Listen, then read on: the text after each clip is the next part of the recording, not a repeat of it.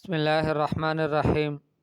النعت، آج کا جو ہمارا سبق ہے وہ نعت اور منعوت سے متعلق ہے۔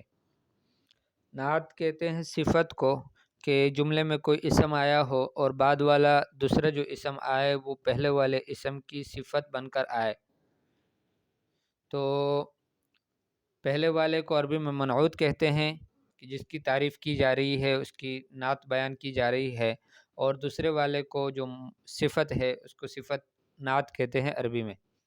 مثالیں ہیں جیسے ھذا کتاب مفید، یہ کتاب مفید ہے، مفید کتاب ہے۔ تو کتاب، اب دیکھیں یہ منعوت ہے اور یہ مرفوع ہے، اور مفید یہ بھی مرفوع آ گیا اس لیے کہ یہ نعت ہے کتاب کی، اور نعت اپنے منعوت کی حالت اعرابی میں مطابقت کرتا ہے کہ جو حالت اعرابی منعوت کی ہوتی ہے وہی حالت اعرابی نعت کی بھی آتی ہے، یعنی جو حالت اعرابی موصوف کی ہوتی ہے وہی حالت اعرابی صفت کی بھی آتی ہے۔ اگر موصوف مرفوع ہے تو صفت بھی مرفوع آئے گا، موصوف منصوب ہے تو صفت بھی منصوب آئے گا، اور موصوف مجرور ہے تو صفت بھی مجرور آئے گا۔ تو ھذا کتاب مفید، کتاب منعوت ہے، مفید اسی کے مطابق وہ بھی مرفوع آ گیا کہ کتاب مفید ہے۔ قرأت کتابا مفیدا، اب یہاں پر قرأت کتابا مفیدا، یہاں حالت اعرابی بدلی، کتابا مفیدا مفعول بھی بن گیا، تو کتابا موصوف ہے، مفیدا اس کی صفت ہے، کتابا منعوت ہے، مفیدا اس کی نعت ہے۔ تو نعت کی وہی حالت اعرابی ہے کہ جو اس کی منعوت کی ہے۔ ایسا نہیں ہے کہ قرأت کتابا مفید، ایسا نہیں ہو سکتا۔ کیوں؟ اس لیے کہ یہ مفیدن جو ہے یہ حالت اعرابی میں اپنے منعوت کی مطابقت کرے گا، وہ منصوب ہے تو یہ بھی منصوب آئے گا۔ نظرت فی کتاب مفید، میں نے مفید کتاب میں دیکھا، ٹھیک ہے، اس میں اس کا مطالعہ کیا۔ تو یہاں فی کی وجہ سے کتاب مجرور ہے جو منعوت ہے، تو اس کی جو نعت آئی ہے بعد والی مفید، وہ بھی مجرور ہی آئے گی۔ ھذا میدان فسیح، یہ میدان کشادہ ہے۔ ھذا میدان فسیح، اب یہاں میدان فسیح یہ بالکل اسی طرح ہے جس طرح کتاب مفید تھا۔ تو رأیت میدانا فسیحا اور جریت فی میدان فسیح، میں دوڑا کشادہ میدان میں۔ میدان فسیح کا معنی ہے کشادہ میدان، کھلا میدان۔ تفتحت الوردۃ الجمیلہ، ٹھیک ہے، تفتحت الوردۃ الجمیلہ، اب تفتحت کا جو فاعل ہے وہ الوردۃ الجمیلہ ہے، تو الوردہ یہ موصوف ہے، منعوت ہے، الجمیلہ تو اس کی نعت ہے، اور یہ فاعل ہونے کی وجہ سے مرفوع ہے تو اس کی صفت بھی اسی کو مطابقت کرتے ہوئے وہ بھی مرفوع آئے گی۔ قطفت الوردۃ الجمیلہ، میں نے خوبصورت پھول کو توڑ دیا۔ گلاب کے پھول کو وردہ کہتے ہیں، اور عام پھولوں کو زہرہ کہتے ہیں اور زہور کہتے ہیں۔ تو الوردۃ الجمیلہ، میں نے خوبصورت پھول کو توڑا، تو قطفت فعل ہے اور ضمیر اس میں فاعل ہے، الوردۃ الجمیلہ مفعول بہ ہے، تو الوردہ موصوف ہے، الجمیلہ اس کی صفت ہے، اور صفت کی وہی اعراب ہے کہ جو موصوف کی ہے، یعنی منعوت کی جو اعراب ہے وہی نعت کی بھی ہے۔ نظرت الی الوردۃ الجمیلۃ، میں نے ایک خوبصورت پھول کی طرف دیکھا، ٹھیک ہے، تو یہاں پر یہ مجرور آیا ہے اس لیے کہ اس کا جو منعوت ہے جمیلۃ مجرور آیا ہے اس لیے کہ اس کا منعوت الوردہ وہ بھی مجرور ہی ہے۔ البحث، کل کلمۃ من الکلمات الثلاث، ہر ایک کلمہ تین کلموں میں سے، مفید، فصیح، الجمیلۃ، یہ جو تین کلمے ہیں ان میں سے ہر ایک کا کلمہ تنعت الاسم الذی قبلہا، یہ نعت ہے اور صفت بیان کرتا ہے اس اسم کی کہ جو اس سے پہلے ہے۔ ای تدل علی صفت فیہ، یہ دلالت کرتا ہے ایک صفت میں جو اس اسم میں موجود ہے۔ ولذلک تسمى نعتا، اس وجہ سے اس کو نعت کہتے ہیں۔ ویسمى الاسم الذی قبلها منعوتا، اور اس سے پہلے والا جو اسم ہے کہ جس میں کوئی صفت ہے اور یہ بعد والا اس کی صفت کو بیان کرتا ہے وہ اس کو منعوت کہتے ہیں۔ وَإِذَا تَأَمَّلْتَ كُلَّ نَعْتٍ مِّنْ هَذِهِ النُّعُوتِ الثَّلَاثَةِ، اگر آپ نے غور کر لیا ان ہر ایک صفت میں، ان تین صفات میں سے، وجدتہ یتبع المنعوت فی رفعہ ونصبہ وجرہ، آپ اس کو پاؤ گے کہ یہ اپنے منعوت کی اتباع کرتا ہے، اسی کی موافقت کرتا ہے، اس کی رفع ہونے میں، اس کی منصوب ہونے میں اور اس کی مجرور ہونے میں. مرفوع ہے، منعوت مرفوع ہے تو یہ بھی مرفوع آئے گا، نعت بھی مرفوع آئے گی. اور منصوب ہے وہ تو یہ بھی منصوب ہوگا، اور وہ مجرور ہے تو یہ بھی مجرور ہوگا. فکلمۃ مفیدین عفن فکلمۃ مفیدین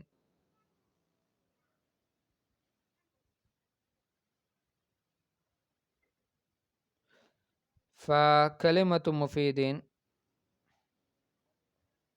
فی الامثلۃ الثلاثۃ الاولی، مفید جو کلمہ ہے تین مثالوں میں جو پہلے گزری، جاءت مرفوعتاً اس میں مرفوع آیا ہے، ثم منصوبتاً پھر اس کے بعد منصوب آیا ہے، ثم مجرورتاً پھر مجرور آیا ہے. تبعاً للاسم المذکور قبلہ، اپنے اس اسم کے مطابق کہ جو اس سے پہلے ذکر ہوا ہے قبلہ. وکذالک الکلمتان، اور اسی طرح دو کلمے اور، فصیح اور الجمیلہ، فی الامثلۃ الباقیہ باقی مثالوں میں. وہذا عام فی کل کلمۃ تنعت ما قبلہا، اور یہ صرف ان چند جملوں میں یہ حکم نہیں ہے بلکہ یہ حکم عام ہے ہر اس کلمے میں کہ جو اپنے ما قبل کی صفت بیان کرتا ہو. القواعد: النعت لفظ يدل على صفة في اسم قبلہ، نعت اس لفظ کو کہتے ہیں کہ جو دلالت کرتا ہو اس صفت پر کہ جو اس سے پہلے والے اسم میں موجود ہو. یعنی نعت سے پہلے کوئی اور اسم آیا ہے اور اس اسم میں ایک صفت ہے جس کے اوپر دلالت بعد والا اسم کرتا ہے، یہ والا بعد والا لفظ، تو اس کو نعت کہتے ہیں. وَيُسَمَّى الْإِسْمَ الْمَوْصُوفَ مَنْعُوتًا، جس اسم کی تعریف کی جاتی ہے، جس کی صفت بیان کی جاتی ہے، اس کو منعوت کہتے ہیں، یعنی موصوف ہم کہتے ہیں اس کو.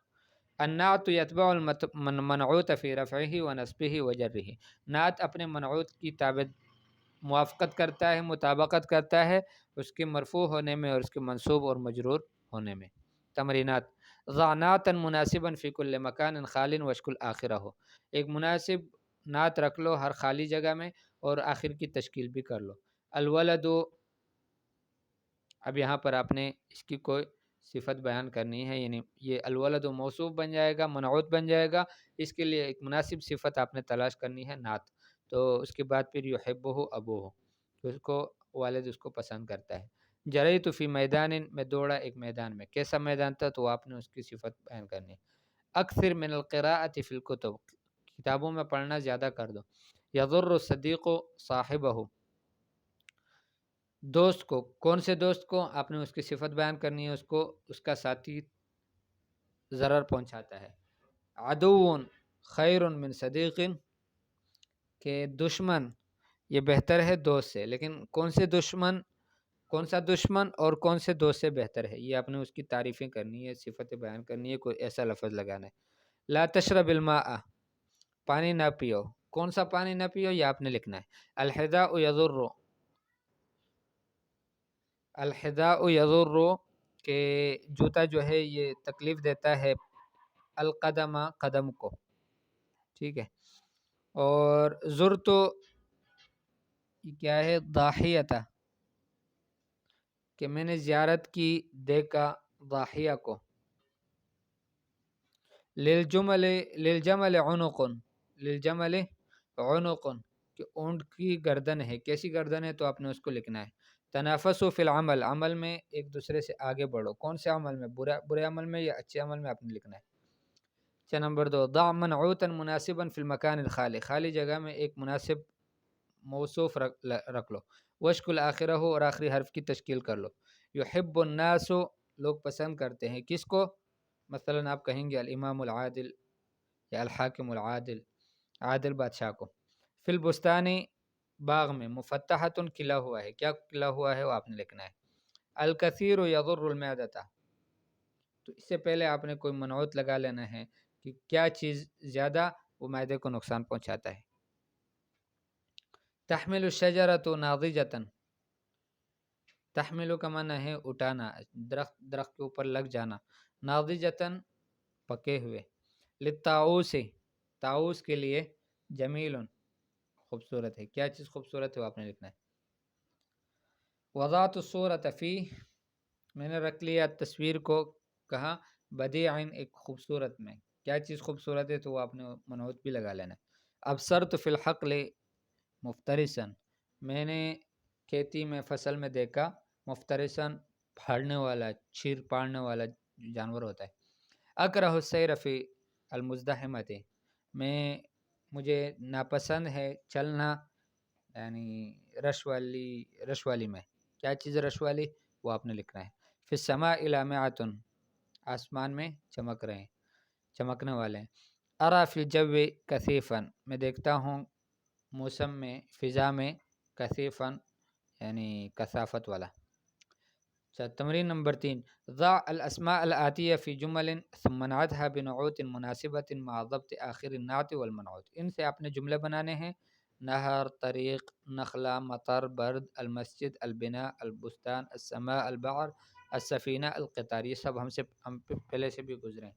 ٹھیک ہے، تو ان اسماء کو آپ نے جملوں میں لکھنا ہے اور ان کی آپ نے مناسب صفتیں بیان کرنی ہیں.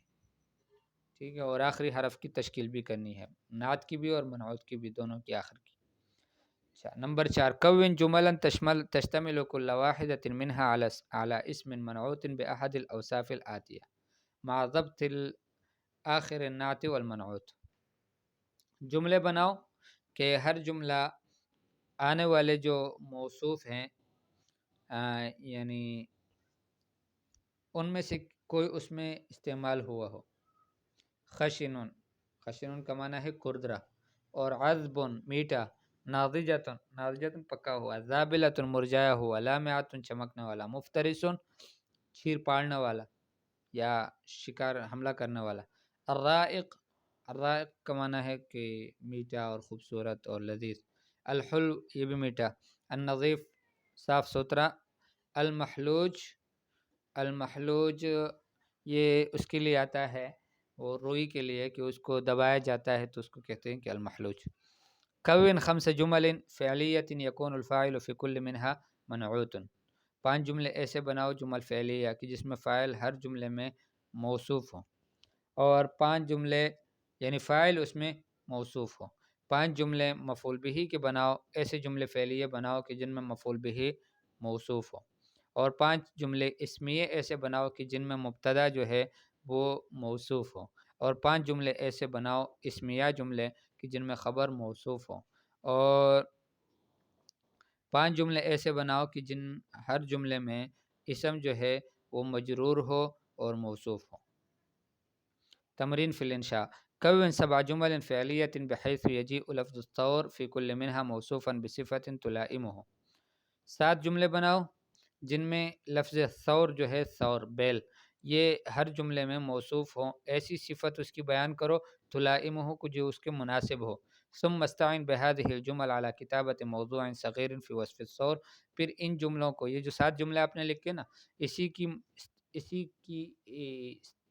استعانت کے طور پر، یعنی اس کو استعمال کر کے، ان کی مدد سے تم پھر ایک موضوع بھی بناؤ کہ جو چھوٹا موضوع ہو وصف ثور میں، یعنی اس کی تعریف میں، ان سے متعلق ان کو بیان کرو، ان کے احوال کو ثور کے.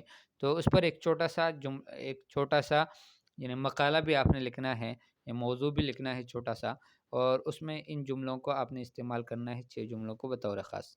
تمرین فی الاعراب، نموذج: ربح التاجر الامین، ربح التاجر الامین، ربح فعل ماض، التاجر فاعل مرفوع، الامین نعت مرفوع. يقرأ علي كتابا مفيدا. يقرأ فعل مضارع مرفوع، علي فاعل مرفوع، كتابا مفعول به منصوب، مفيدا نعت منصوب. ٹھیک ہے، آنے والے جملوں کی آپ ان کی جو ہے ترکیب کریں. اعرب الجمل الآتیہ: نزل من السماء مطر غزیر، يلبس علي حذاء واسعا، يكثر النحل في البساتين المثمرة. ٹھیک ہے، تو یہ آپ نے کرنا ہے. اللہ پاک توفیق نصیب فرمائے. صلی اللہ تعالی علی خیر خلقہ محمد و آلہ و اصحابہ اجمعین برحمتک یا ارحم الراحمین.